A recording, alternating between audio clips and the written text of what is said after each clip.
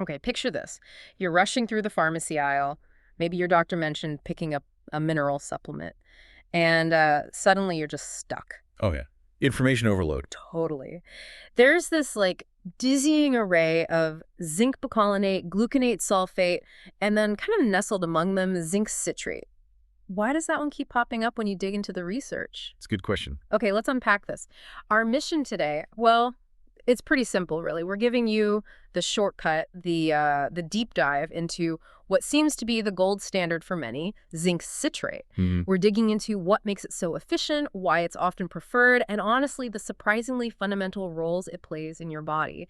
And this is all based on that stack of sources you sent over. Right, the studies and reviews. So let's start with the basics, the chemical marriage, if you will. Zinc citrate is simply a compound where that essential mineral, zinc, is bonded tightly to citric acid. And that bond, that specific pairing, that's really where the story begins. But before we get into the citrate part, maybe we should just underline why zinc itself is so important. Yeah, absolutely. We have to acknowledge up front, this discussion really matters because zinc, well, it's non-negotiable for health. It's an essential mineral. Meaning our bodies don't make it, we have to get it from outside. Exactly. And it's involved in, hundreds of enzymatic reactions. If you connect this to the bigger picture, having adequate zinc levels is just foundational. Foundational for what, specifically? For everything from building DNA to maintaining a really robust immune system, making sure your skin and hair are healthy, it truly is vital for overall well-being. You just can't function optimally without it. Okay, so zinc. Crucial. Got it. Now, let's tackle that supplement shelf dilemma again. You know, we see zinc gluconate. It's often cheap, very common. Ubiquitous. Then there's picolinate, often recommended by certain practitioners. So why is the learner, someone looking for maximum efficiency, often pointed towards zinc citrate? Well, what's fascinating here, I think, is that the central point isn't just the mineral itself, but how we deliver it. The key advantage for zinc citrate, the thing that comes up again and again, is its superior bioavailability. Bioavailability. Okay, I hear that term thrown around a lot. For you listening, what does that actually mean in practice? Why is it more bioavailable? It basically means a much higher percentage of the zinc you actually swallow gets absorbed and used by your body. It doesn't just, pass through. So less waste, more effective dose. Precisely. And why? Why does adding citric acid make it easier for the body to absorb compared to, say, zinc oxide, which is another common, often cheaper form? Yeah, what's the mechanism? So here's the little chemistry nugget. Citric acid is what we call a chelator. When zinc is chelated or bonded with citrate, it forms this compound that's less reliant on a super acidic stomach environment to dissolve. Ah, okay. So it doesn't need perfect digestion conditions. Right. Many other zinc forms, like oxide or even sulfate to some extent, they really need optimal levels of stomach acid to break apart and release that zinc ion so it can be absorbed later in the intestine. And lots of things can affect stomach acid levels, right? Age, medications. Exactly. If you're someone who regularly takes antacids, for example, or maybe your stomach acid production is naturally a bit lower, which happens more as we age, those other forms might not break down efficiently. They could just pass right through you. So you're taking it, but not really getting it. Potentially, yes. But because zinc citrate is chelated, it stays stable and soluble across a wider range of pH levels.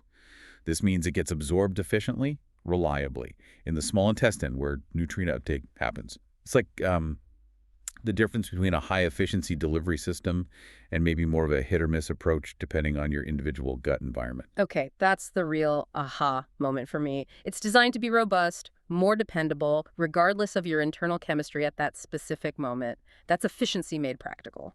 And speaking of practicalities and internal chemistry, let's talk about the user experience. I think anyone who's tried a high-dose mineral supplement probably knows what that mineral distress feels like. Oh, definitely. It's a common reason people stop taking supplements they might need. It's often the fastest way to derail your routine, that unpleasant feeling. Absolutely. And one of the most frequent complaints about mineral supplements, particularly zinc sulfate, sometimes even gluconate, is that they can cause pretty immediate nausea or just a general queasy, unsettled stomach feeling. Not fun. Not fun at all. And zinc citrate is consistently cited in the sources, in the research you provided, as being significantly gentler on the digestive tract. It seems to minimize those common gastric side effects for most people. Okay, so now we have a really clear value proposition for you listening. High utilization, so you get more bang for your buck, and low hassle. meaning less chance of feeling sick. It maximizes absorption while minimizing that digestive fallout. Mm. This makes sense from a user perspective. Right. So now that we're confident we can actually get the zinc into the system effectively and comfortably, let's talk about the powerful benefits that absorbed zinc actually provides. You mentioned a triple threat. Yes. Let's break down those three key areas. The first one, and probably the most widely discussed, is immune system support. Okay, this is the one people think of first, usually. We see those zinc lozenges fly off the shelves every cold and flu season. Right. But when we look at the mechanism, why it works, we see zinc doing really fundamental work deep inside the immune response. So what's the high-value detail there? What explains why zinc is such a powerful defender beyond just the headlines? Okay, the detail we found coming up consistently in the studies you shared focuses on very specific immune cells. T cells. Key cells, okay. Yeah, think of T cells as like the generals or the field commanders of your immune response. They're crucial for recognizing threats, coordinating the attack against pathogens, and remembering them for the future. So they're pretty important. Critically important. And zinc is directly involved in their production, their maturation, making sure they grow up right, essentially, and their overall function. Without enough zinc, these T cell generals can't communicate orders quickly, they can't multiply effectively when an infection arrives, and the whole immune response kind of slows down and becomes less effective. Wow. So it's not just a vague boost, it's enabling these key players. Precisely, and this is why the sources directly link zinc deficiency to an increased susceptibility to infections. If your body isn't getting or absorbing enough zinc, your immune system is basically operating on reduced staff and with slower communication lines. That puts it into perspective really clearly. Keep the T cells happy and your defenses are stronger. Okay, but the second area you mentioned, skin health. That feels like maybe more of a surprise for people who only associate zinc with colds. It does, doesn't it? But this is where zinc citrate gets really interesting, I think, because it acts as this like multifaceted tool for dermatological health. Its anti-inflammatory properties are definitely key for managing conditions like acne. Right, I've seen zinc in acne creams. Exactly. But its job for skin health is much, much broader than just fighting inflammation. Okay. We pulled out 4 key roles described in the sources. Can you walk us through them, maybe starting with the foundation? Sure. So the absolute foundation is structural integrity. Zinc is essential for collagen synthesis. Collagen, the skin's scaffolding protein. The very same. Collagen provides the structure, the firmness, the elasticity of your skin. If you're not synthesizing collagen efficiently because zinc levels are low, then skin repair, wound healing, and just overall skin resilience can suffer. Makes sense. What's next? Then zinc acts as a regulator. It actually helps normalize the skin's oil production, the sebum. Ah, so it can help with oily skin. It can help balance it. Overproduction of sebum is a primary trigger for clogged pores, which leads to breakouts. Combine that regulatory function with its action as a mild, natural astringent. Astringent, like tightening tissues. Exactly. It helps tighten tissues and pores, reducing the likelihood of them becoming blocked. So now you have zinc-fighting potential acne from 3 angles. Supporting structure with collagen, regulating oil production, and providing that gentle, astringent, cleansing effect. Okay, so it's not just putting out fires, it's actually influencing the skin's own manufacturing and maintenance processes. Well put. And we can't forget the 4th role mentioned in those sources, its antioxidant properties. Zinc helps protect skin cells from damage caused by environmental factors, like UV radiation from the sun. Wow, so it's like performing a full internal skincare regimen: structure, oil balance, cleansing, protection. It really is quite comprehensive.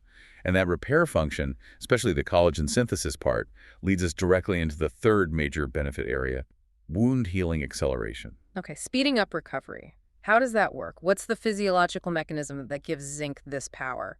The core mechanism here is all about rapid cellular turnover and construction. Zinc is absolutely crucial for cell division and protein synthesis, particularly right at the site of an injury. So making new cells and the building blocks they need? Precisely.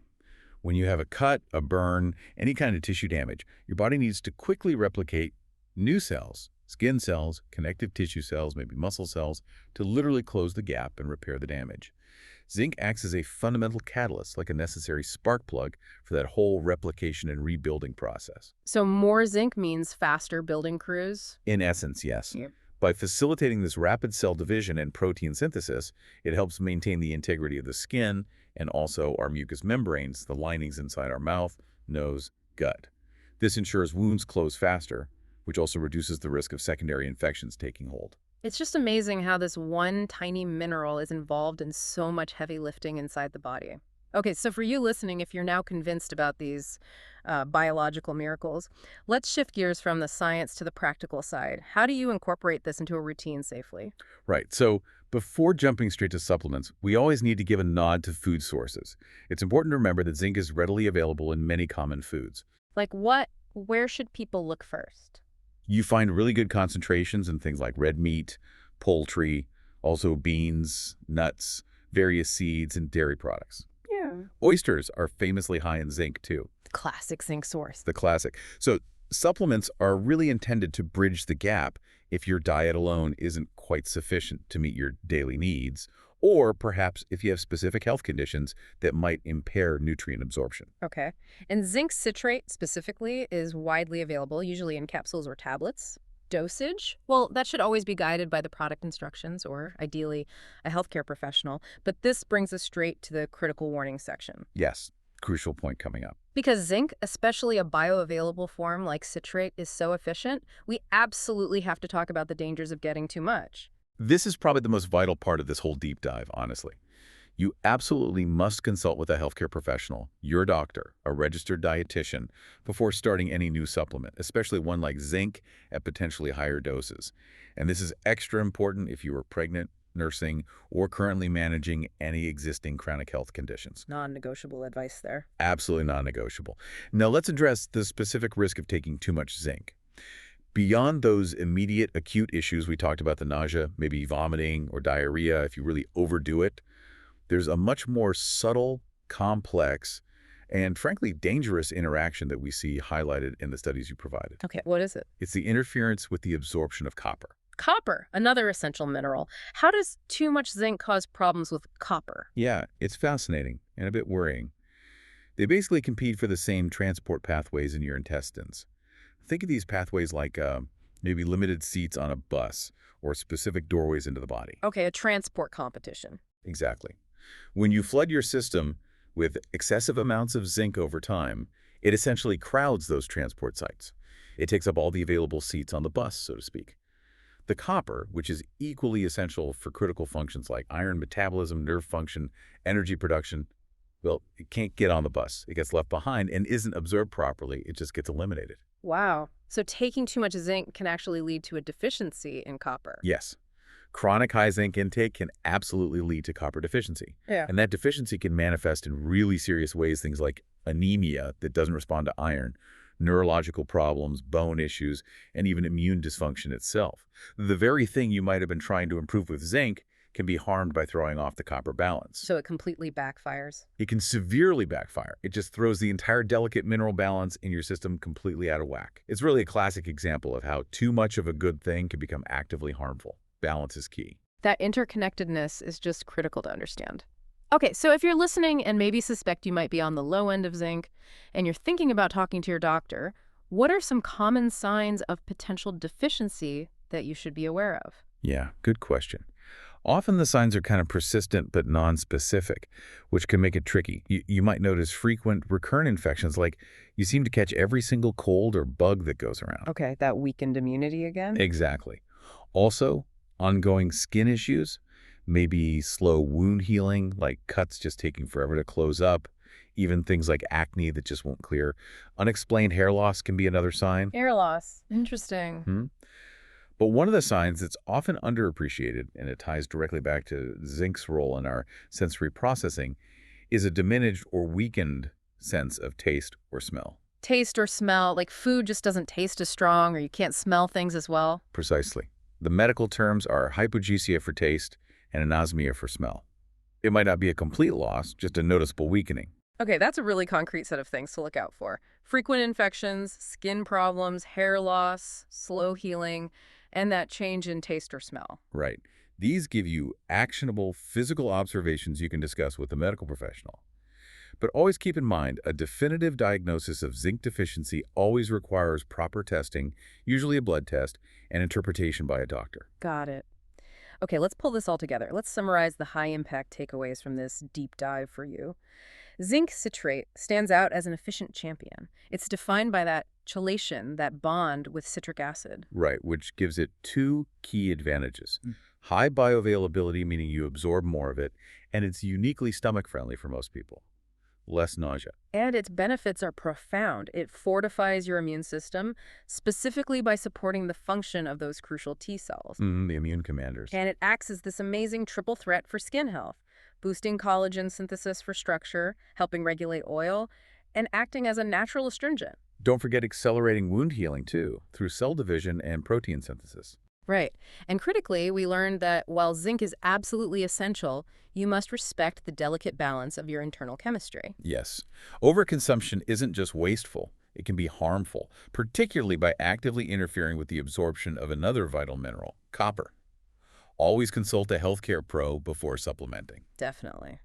So as we wrap up, let's leave you with that final provocative thought, focusing on one of those signs of deficiency that, as you said, is often missed or dismissed. Okay, so here it is. If you find yourself consistently struggling with a weakened or maybe even distorted sense of taste or smell, don't just automatically write it off as, getting older, or maybe the lingering effects from a past cold or virus. Pay attention to it. Pay close attention.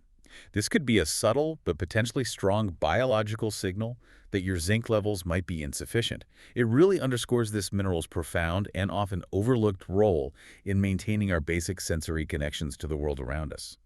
That subtle change just might be the sign you need to prompt a deeper conversation with your healthcare provider about your zinc status. Really interesting food for thought there. Thank you for joining us on this deep dive. My pleasure. We'll catch you next time.